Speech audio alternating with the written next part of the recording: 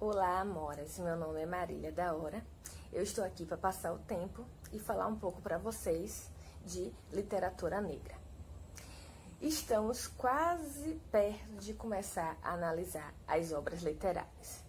E eu quero começar com o romantismo, né? Porque eu quero fazer uma distinção entre autores escravocrata, autores abolicionistas, republicanos. E a gente vai ver o que é que vai dar. Mas antes de eu começar a fazer a análise dessas literaturas, eu preciso contar um pouco sobre o contexto histórico do Brasil nessa época. Essa vai ser a linha que eu vou seguir. Trovas Burlescas, de Luiz Gama, e aí a gente vai falar um pouco da obra e do autor também, uma mini biografia, que é necessário. Úrsula, de Maria Firmina dos Reis, O Tronco do Ipê, de José de Alencar, e talvez eu encaixe com O Demônio Familiar, e Mota Coqueiro ou A Pena de Morte, de José do Patrocínio, ó, meu crush, José do Patrocínio. Para que a gente possa analisar essas obras, é necessário que antes a gente entenda o contexto do Brasil nessa época, porque estamos falando de escritores abolicionistas, republicanos, escravocratas, quem são os abolicionistas brancos, os negros, o que é que eles falam, quais são os seus discursos, que são diferentes. Eu esqueci aqui um livro também que a gente vai analisar, que é As Vítimas Algozes, de Joaquim Manuel Macedo, né? É o abolicionista branco. O momento político do Brasil, ele está assim. Em 1776, acontece a independência dos Estados Unidos. E isso vai influenciar no Brasil. Está acontecendo a Revolução Francesa. Em 1804, acontece a independência do Haiti. E isso vai influenciar muito. É só procurar a independência do Haiti, o que foi, porque o negócio foi babado, né? Então, todos os brancos, escravocratas, medo. Foi tipo fogo nos racistas, né? Em 1822, acontece a independência do Brasil. E aí é algo muito irônico, porque por mais que a gente fique independente, por mais que a gente deixe de ser colônia de Portugal, quem está na regência é o filho do rei de Portugal, né? Continua na mão dos portugueses. Então, em 1863, tem a abolição da escravatura nos Estados Unidos, e em 1886 em Cuba. E isso vai influenciar muito no Brasil, porque tanto os Estados Unidos como Cuba são os países também grande potência escravocrata. Então, quando eles abolem a escravatura, o Brasil é o último país a abolir, e ele fica na berlinda, né? E aí, em 1888, o Brasil proclama a abolição dos escravos no Brasil, e em 89 tem a proclamação da República. Foram muitas coisas, né? 1822, a independência do Brasil, 88, a abolição da escravatura, e em 89, a proclamação da República. Então, o Brasil está esfervescendo nesse momento, né? Quando acontece a independência, tá todo mundo, o Brasil está em uma crise existencial. Somos realmente independentes porque ainda temos a regência dos portugueses, né? Quem são os brasileiros, quem não são. Tá aí toda essa efervescência. E também a questão de que alguns querem o império e outros querem a república já, né? Estão lutando para que o Brasil vire república.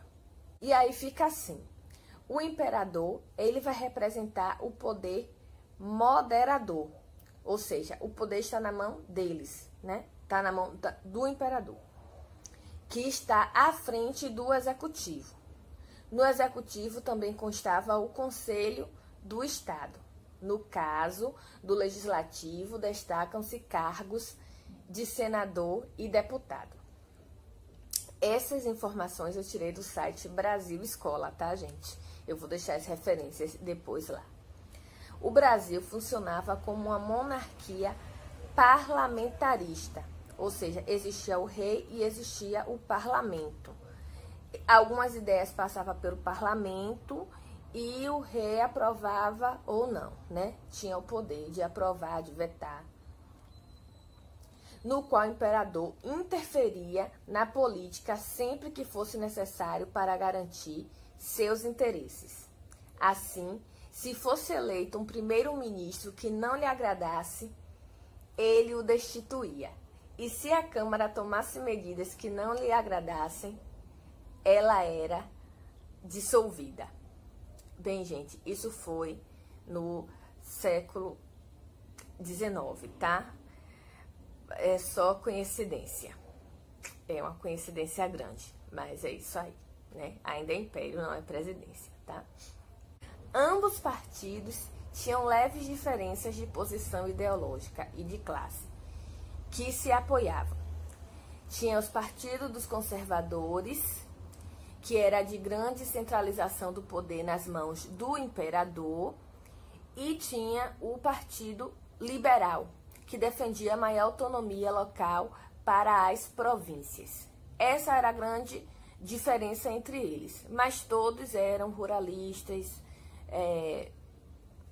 escravocratas, tá? Apesar disso, uma crítica muito forte à atuação dos dois partidos e que já era realizada na época é a de que as divergências entre os liberais e os conservadores eram quase inexistentes. Também se dizia, à época, que não havia nada mais parecido com um conservador do que um liberal no poder. Mais uma vez, gente, é século XIX. Parece muito atual, mas é o século XIX. É as coisas se repetindo, tá?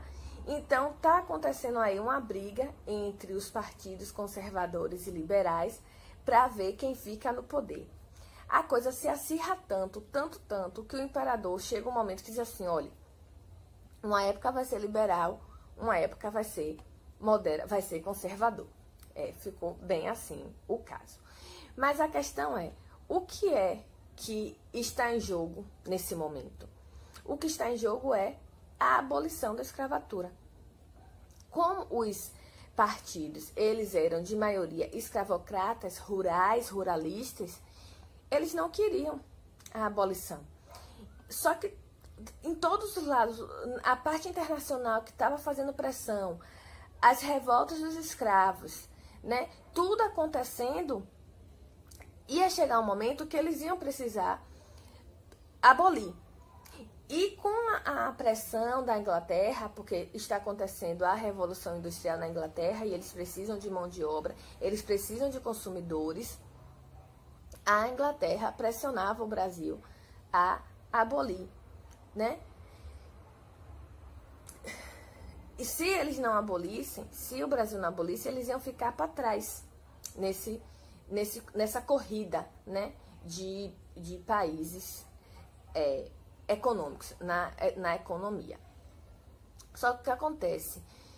Esses ruralistas, esses escravocratas, eles não queriam, obviamente, acabar com a escravidão. Eles achavam que acabar com a escravidão ia acabar com a economia, porque como o Brasil ainda não era um país industrial, era ainda um país rural, esses ruralistas, esses escravocratas, precisavam dos escravos, né? Dos escravos para poder continuar. Essa era a questão. Então, quando surgiram as leis, a lei Eusébio de Queiroz, a lei do ventre livre, gente, nada dessas leis foi por bondade, não. Essas leis só vieram para poder adiar a abolição. Foi por isso, não por bondade nenhuma. Tem um livro chamado Flores, Votos e Balas, de Ângela Alonso. E nesse livro, Ângela Alonso ela vai contar sobre como se sucedeu a abolição da escravatura. Flores, porque no começo o que se pensava é que precisa que o povo, que a população entenda o que está acontecendo, precisa ter uma consciência. Então, José do Patrocínio, com Luiz Gama, com André Rebouças, com Joaquim Nabuco, eles patrocinavam eventos de ópera, de teatro, para poder falar com a população.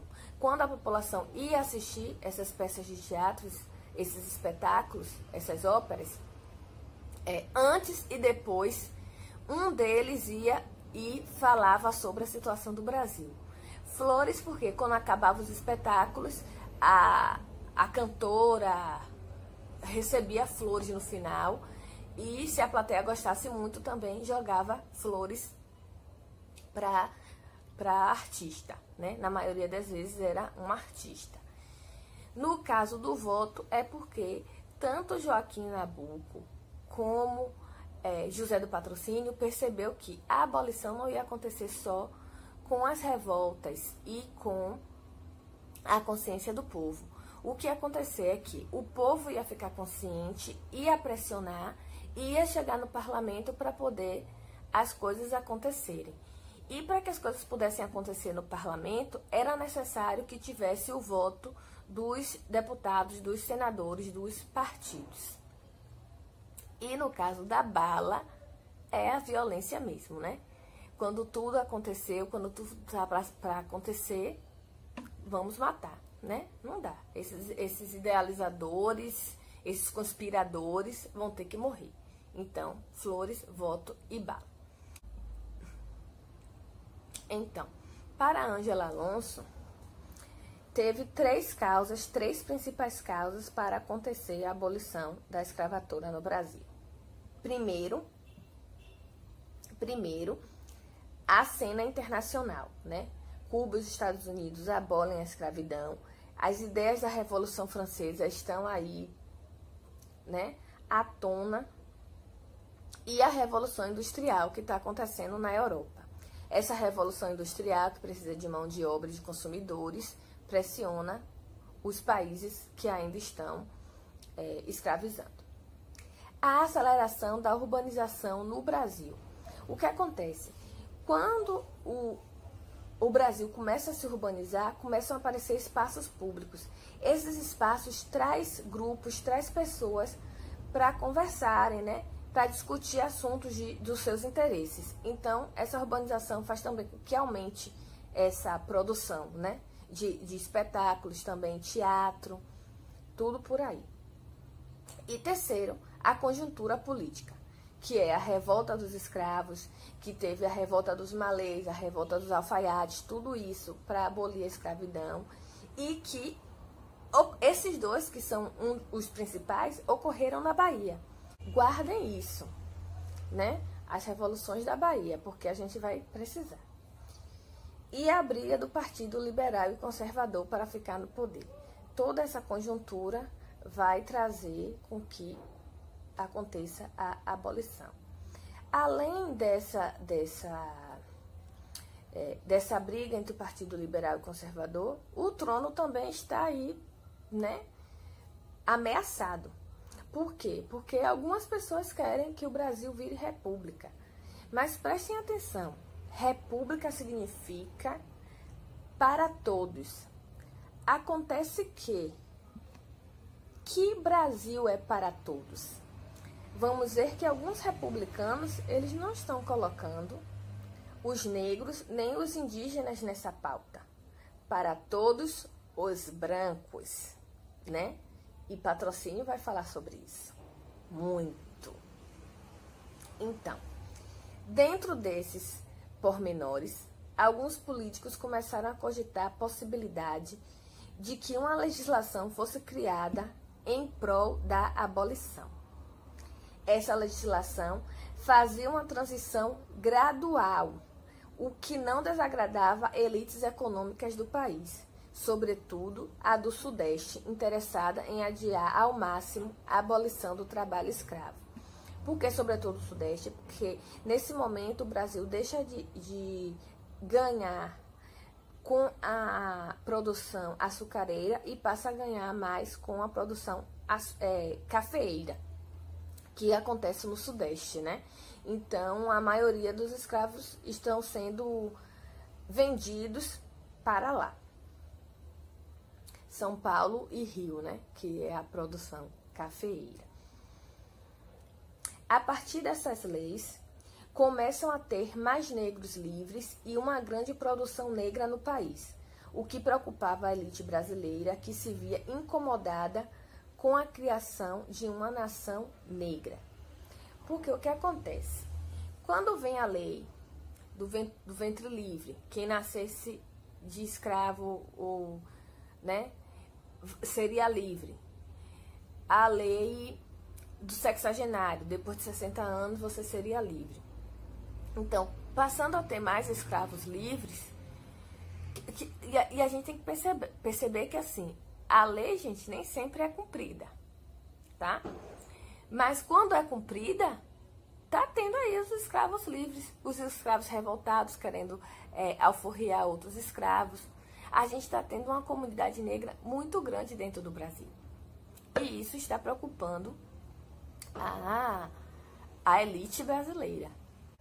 Para completar, vamos colocar como vai ficar a situação. Nós temos os monarquistas e os republicanos, aqueles que são a favor do império e aqueles que são a favor da república, abolicionistas e escravocratas, aqueles que estão a favor da abolição da escravatura e aqueles que são contra, que são os senhores, né, de terra.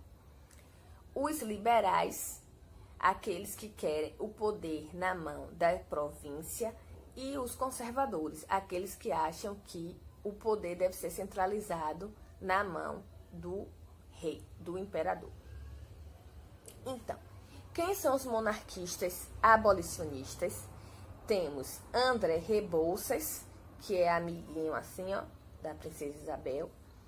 Joaquim Nabuco, que faz parte do Partido Liberal. Joaquim Manuel de Macedo, que é do Partido Liberal. Todos esses são abolicionistas, mas que são monarquistas, né? Sendo que André Rebouças é o negro e Joaquim Nabuco e Joaquim Manuel de Macedo são os brancos. Os republicanos abolicionistas, Luiz Gama e José do Patrocínio, meu crush. Preste atenção, Luiz Gama nunca falou que era republicano, mas de acordo com a biografia, com as cartas que ele escreve, nós percebemos que ele tem uma ideia republicana dentro de si. Então, fica o dito pelo não dito, ele é republicano e tal, né? Abolicionista, Maria Firmina dos Reis, né? Nem republicana, nem monarquista. Ela é abole, pronto. E o escravocrata, José de Alencar. Então, são esses escritores que nós vamos analisar, falar um pouco sobre eles e um pouco de suas obras. E como essas obras, elas estão dentro desse papel do Brasil nessa época, né? Qual é o imaginário também desses romances? O que é que eles estão esperando? Porque, por exemplo, obviamente que José de Alencar vai puxar a sardinha para continuar a escravidão. Vocês vão perceber. Ele vai falar que o negro é inferior e tal. Como os outros vão falar sobre o abolicionismo. Esses romances que eu citei e que a gente vai falar, fala sobre isso, sobre a abolição. Agora, vai ter uma diferença entre o pensamento abolicionista de Joaquim Manuel de Macedo e o pensamento abolicionista de José do Patrocínio e Maria Firmina dos Reis. Porque tanto José do Patrocínio como Maria Firmina dos Reis vão ver os negros como gente, como pessoas, né, que têm o direito da liberdade. Já Joaquim Manuel de Macedo é aquele abolicionista que pensa: gente, aconteceu a Revolução no Haiti, os pretos tudo mataram os brancos, então a gente precisa de algum jeito abolir a escravidão, porque pode acontecer isso aqui também. Em Vítimas Algozes, o que acontece é isso: os escravos, eles são vítimas da escravidão e por isso eles são algozes.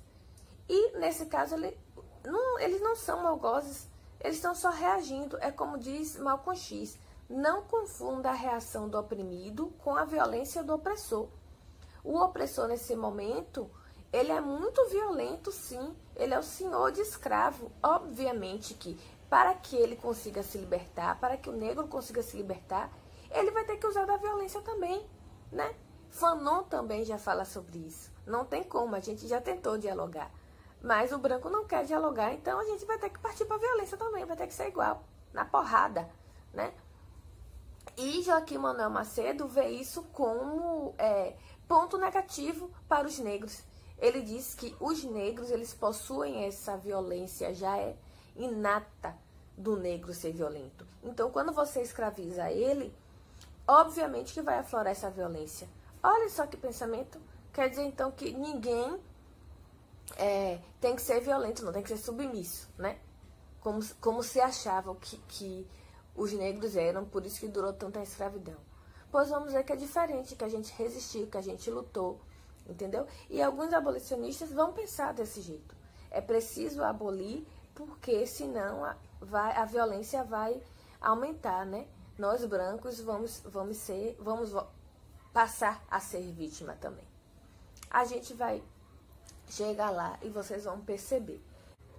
E no caso de Luiz Gama com Trovas Burlescas, a gente vai perceber como Luiz Gama, ele se coloca, é muito autobiográfico as poesias de Luiz Gama, né? E vamos também tentar falar um pouco sobre a questão da imprensa negra, né? Que se valeu bastante para poder denunciar a escravidão. Então, gente, esse vai ser o contexto que a gente vai analisar as obras. Obrigada por chegarem até aqui, obrigada pela paciência e até a próxima.